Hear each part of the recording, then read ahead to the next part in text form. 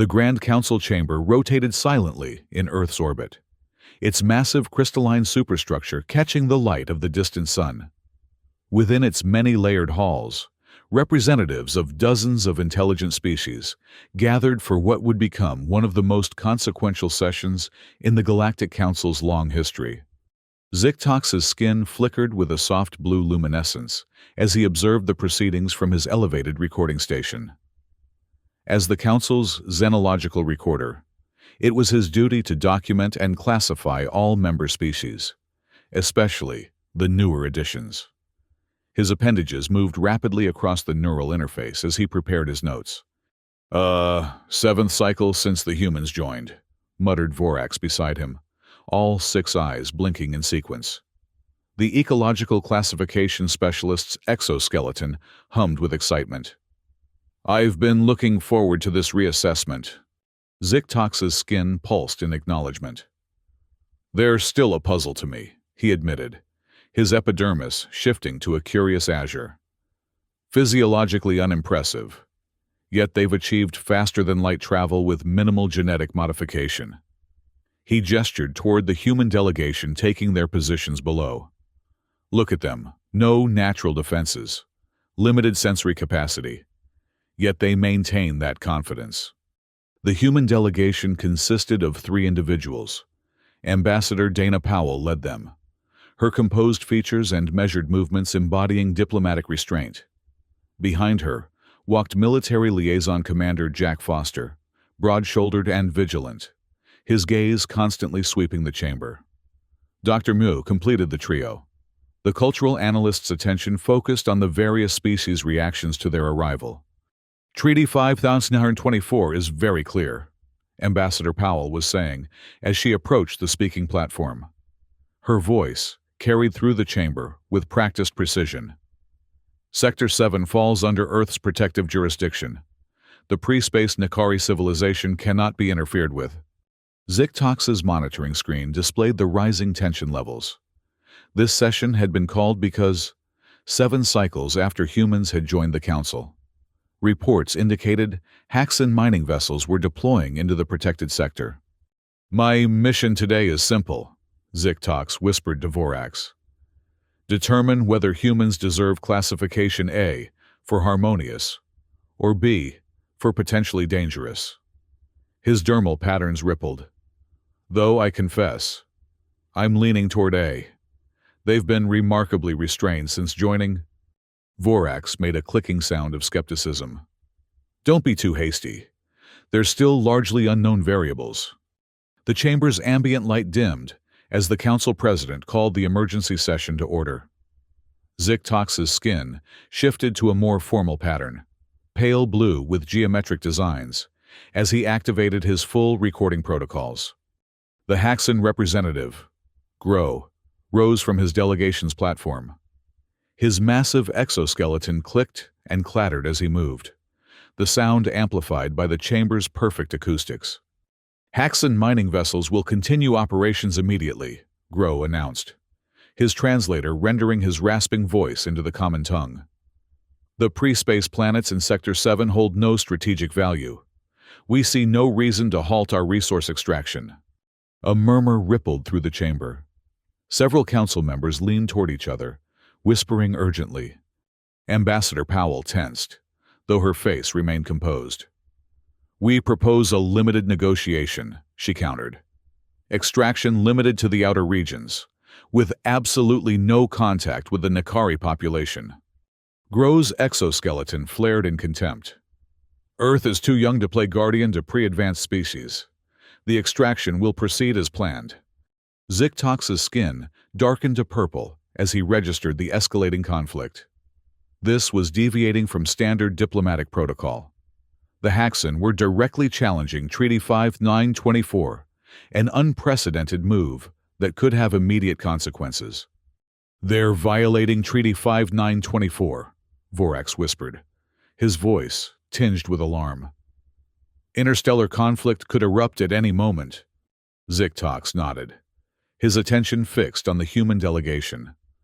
How would they respond to this direct challenge? The entire council seemed to hold its breath, waiting. It was Commander Foster who stepped forward, not Ambassador Powell. He placed his hands on the speaking platform, and Zik-Tox noticed an immediate shift in his demeanor.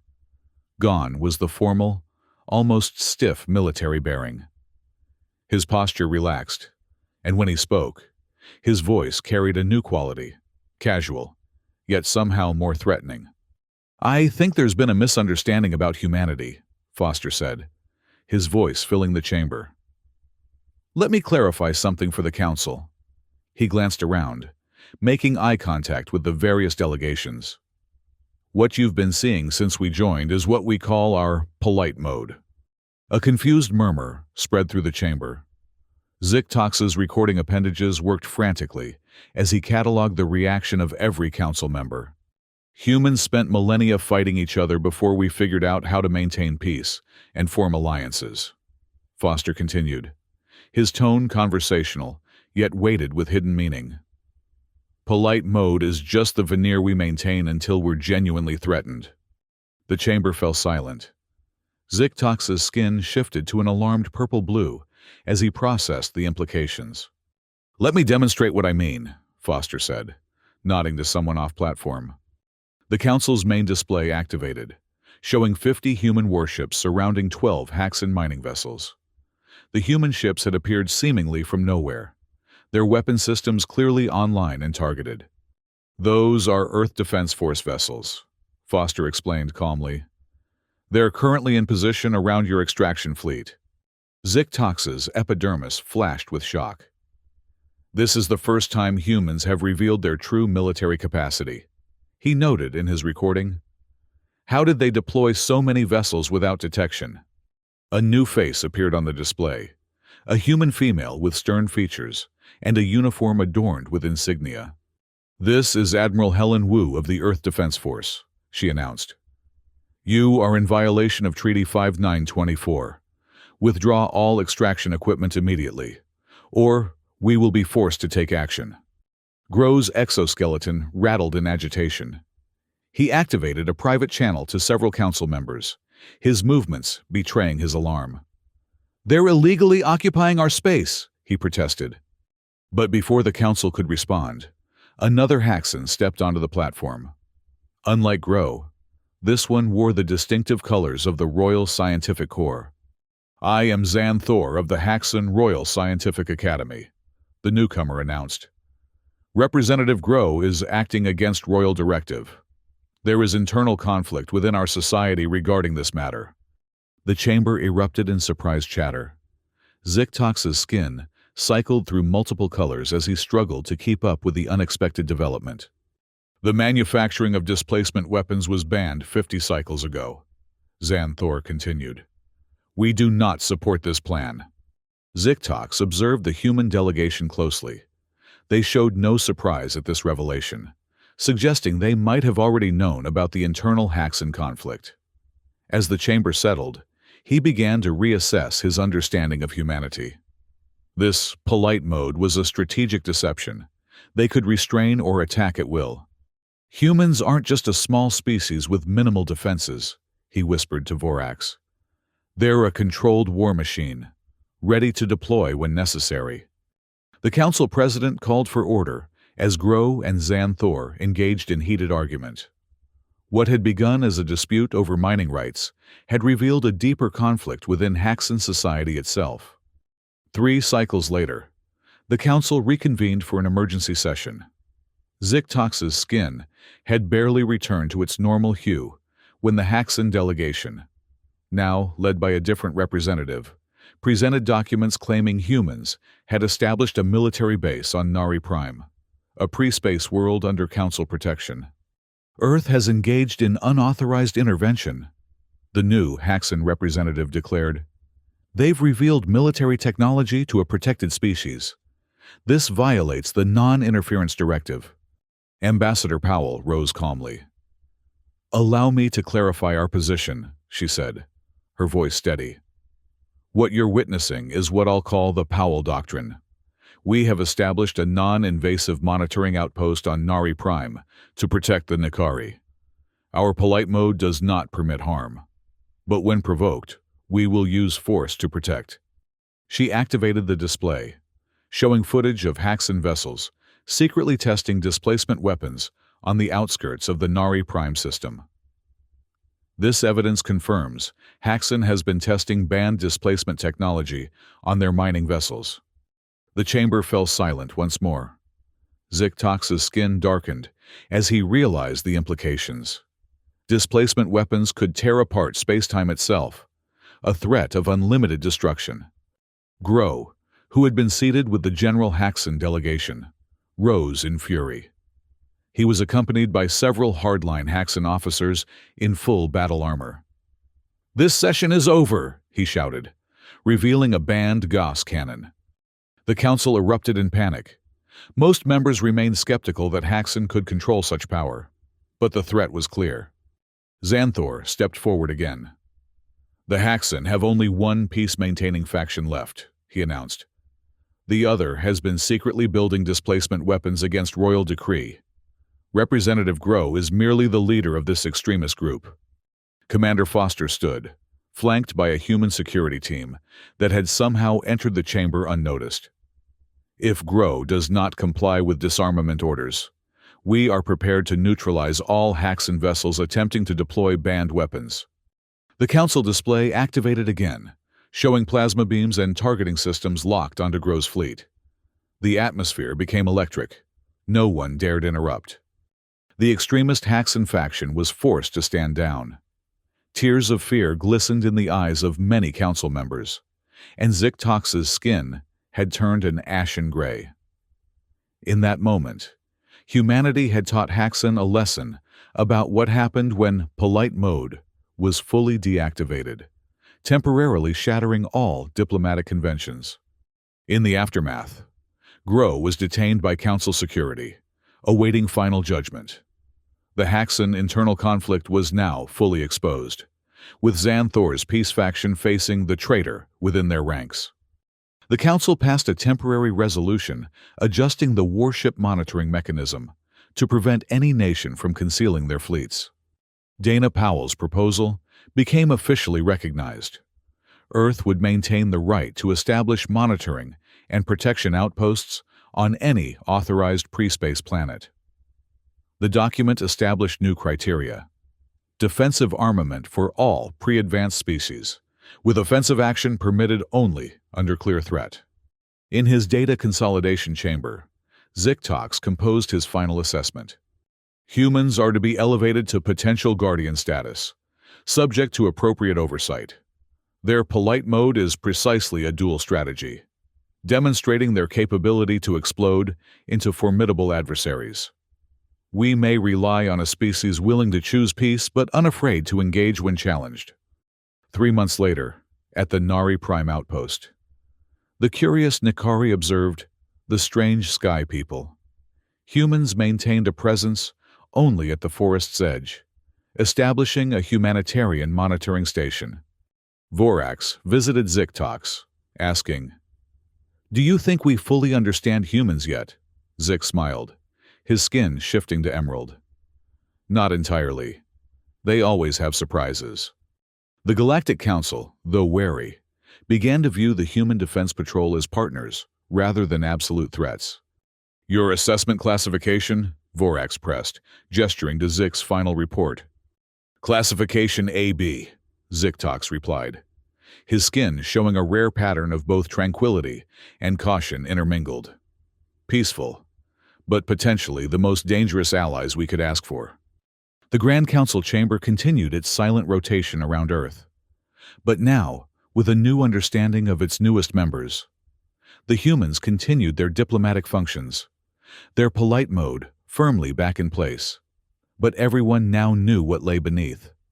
In the silent darkness of space, 50 human warships maintained their patrol at the edge of Nikari space, a reminder of what happened the day the Council witnessed humanity's polite mode turn off in real time. The Haxan mining ships never returned to Sector 7. The displacement weapons program was officially dismantled under Council supervision, with Xanthor leading the oversight committee. Grow and his extremist faction faced judgment before the High Council. their exoskeletons dulled in disgrace. Ambassador Powell's diplomatic standing grew stronger with each cycle. The Powell Doctrine became required reading for all xenological students, including a footnote about the strategic importance of restraint. Commander Foster returned to his formal military bearing in council sessions, but the memory of his transformation lingered. Council members noticed how other species began treating the human delegation with a new level of caution. Conversations would quiet when humans approached. Delegations would straighten their postures. "They've achieved something remarkable," Ziktox commented to Vorax during a private meeting. "Fear and respect simultaneously, without a single shot fired." Vorax's 6 eyes blinked in sequence. "Is that admiration I detect in your epidermal patterns?" Ziktox's skin rippled with embarrassment. "Perhaps. They've forced us to reconsider our classification system entirely." The council president called a special session to formalize the new monitoring protocol for Nari Prime. Ambassador Powell presented detailed plans for the humanitarian monitoring station, emphasizing its minimal footprint and strict non-interference policies. "We will observe and protect only," she assured the council.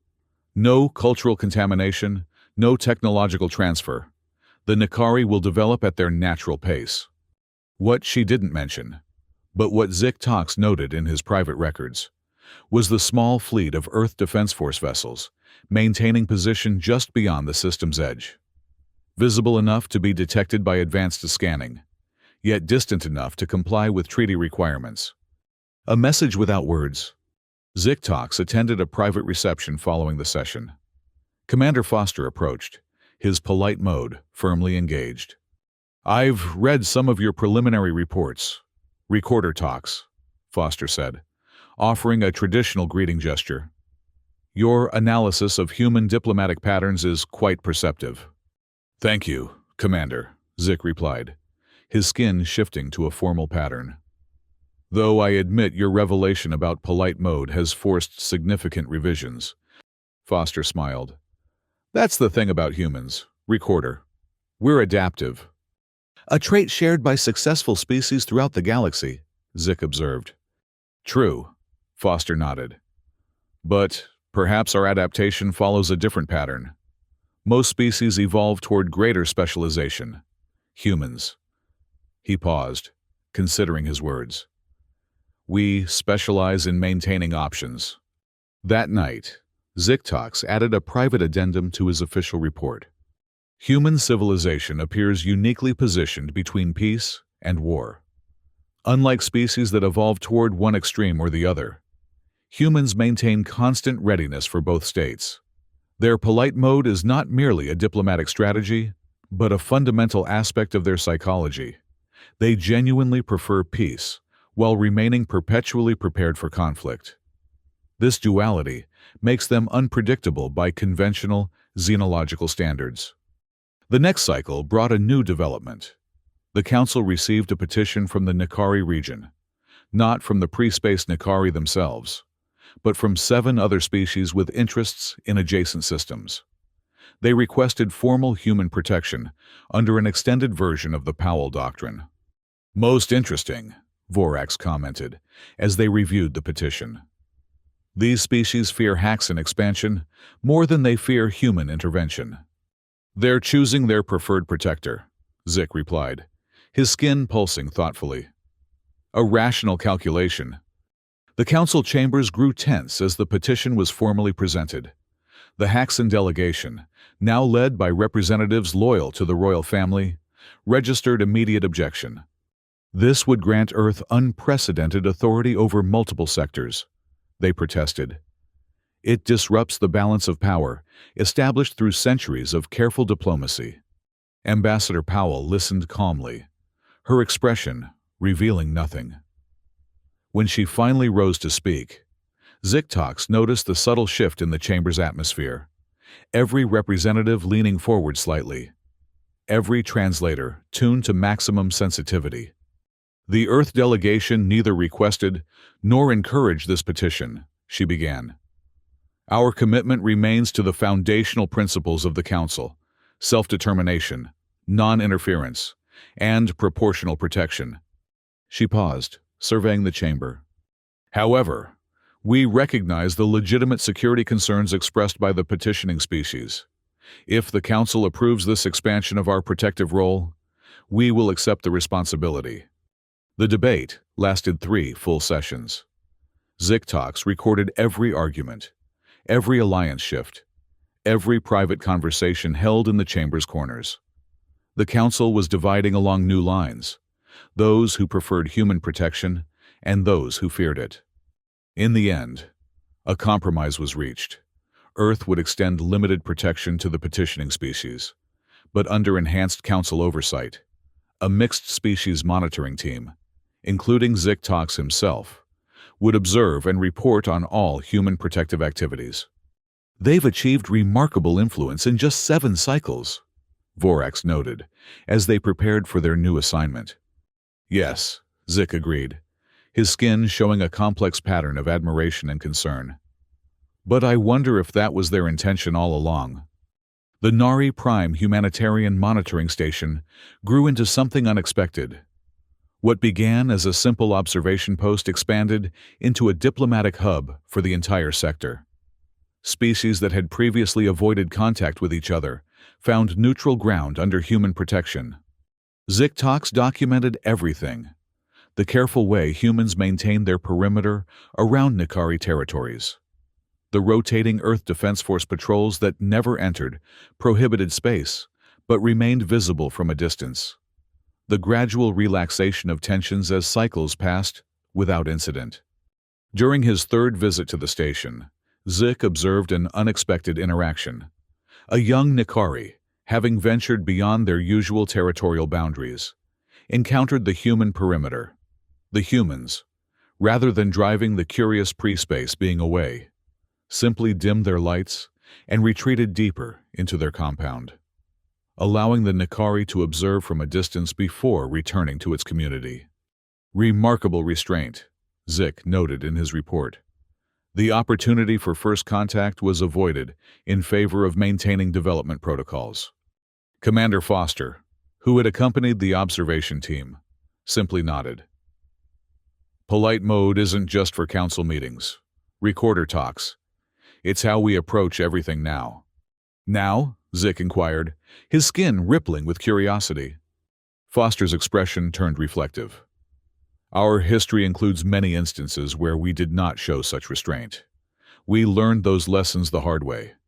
Back in the council chamber, the political landscape continued to evolve. The Haxan, having purged their extremist faction, were working to restore their reputation. They proposed a joint protection initiative, Haxan and human forces working together to secure the disputed sectors. A transparent attempt to regain influence, Vorax commented during a private analysis session. Perhaps, agreed, but also a recognition of the new reality. The humans have established themselves as protective powers. The Haxan are adapting. The Council approved the joint initiative on a probationary basis. Talks was assigned to document the first cooperative mission, a survey of the outer Nikari system to ensure no unauthorized mining operations had been established during the political transition. Aboard the mixed human-Haxan vessel, observed the careful dance between former adversaries. The humans maintained their polite mode, professional and courteous. The Haxan, still adjusting to their diminished status, alternated between excessive formality and barely concealed resentment. Your species adapted quickly to space combat, a Haxan officer commented during a shared meal period. The statement walked the line between compliment and accusation. Commander Foster, representing the human contingent, simply nodded.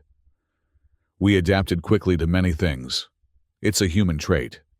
Including diplomacy, it seems, the Haxan replied. Especially diplomacy, Foster agreed, his tone pleasant, but his eyes alert.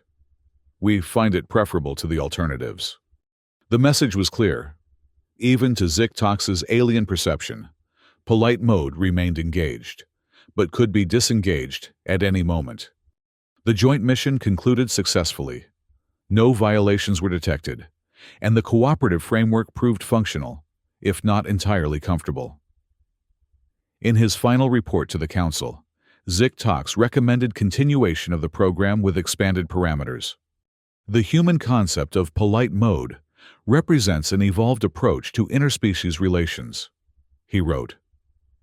While initially appearing deceptive, it is perhaps better understood as a form of communication in itself, a constant reminder that cooperation is chosen rather than imposed. As the Council entered its 8th cycle with human membership, a subtle shift had occurred in galactic politics. Species that once dominated through technological superiority or resource control found themselves adapting to a new paradigm. One where the capacity for controlled violence carried as much weight as the violence itself. "They've changed us," Vorax observed during the anniversary ceremony. "Not through force, but through the threat of force carefully applied." Zick-Tox's skin displayed a pattern of thoughtful agreement. "Perhaps that was inevitable. Every new species changes the Council in some way." "Not like this," Vorax insisted. "They've introduced a new concept to galactic diplomacy: restrained power. Most species either hide their strength or display it constantly. Humans toggle between states." Later that cycle, Zick-Tox was granted a rare opportunity: a private interview with Ambassador Powell for his ongoing xenological study. They met in the Earth delegation's private chamber, a space that blended formal diplomatic design with subtle Earth aesthetics. "Thank you for agreeing to this interview, Ambassador," Zick began, his recording appendages activated. "My study of human diplomatic patterns has generated significant interest." Powell nodded graciously. "We're pleased to contribute to greater understanding between species." "I must ask about polite mode," Zick said, his skin showing professional curiosity. Commander Foster's revelation caused quite a stir in the Council. Was this planned? Powell's expression remained diplomatic, but Zick detected a slight shift in her posture, a momentary tension quickly controlled. "The term polite mode was Commander Foster's improvisation," she admitted. "But the concept it represents has been fundamental to human diplomacy since before we achieved space travel." "And what concept is that precisely?" Zick prompted. "The understanding that peace must be actively maintained," Powell replied. "That it requires both the capacity for force and the wisdom to restrain it." "Some Council members view this as deceptive," Zick noted. Powell smiled slightly. "Is it deception when a predator species retracts its claws during Council sessions? Or when a toxic secreting species neutralizes its venom glands in shared spaces? All species adapt their natural capacities to peaceful coexistence. But most species cannot conceal entire war fleets," Zick countered. "True," Powell acknowledged. "Our deception, if you wish to call it that, was in the scale rather than the principle." Zick's skin rippled with understanding. "A matter of degree rather than kind." "Precisely," Powell agreed. "We simply applied existing diplomatic principles at a strategic level." As the interview concluded, Zick-Tox made one final observation. "The Powell Doctrine has now been adopted as standard protocol for pre-space protection. Did you anticipate this outcome?" Ambassador Powell's expression remained perfectly diplomatic. "Let's just say we hope to contribute positively to Council operations." But Zick-Tox, with his xenological training, detected the subtle signs of satisfaction. A diplomatic victory achieved without a single shot fired. In his final classification update, Zick-Tox created an entirely new category: Strategic Peacekeeper, species capable of maintaining peace through calibrated demonstration of force potential. Humans were the first entry in this new classification. The Grand Council chamber continued its silent rotation around Earth.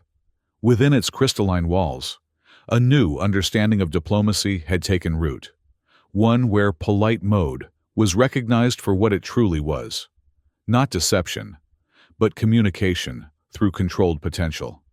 And in the vastness of space, human vessels continued their quiet patrols, weapon systems inactive but ready, a constant reminder of the day the Council witnessed humanity's polite mode turn off in real time, and the new galactic order that emerged in its wake.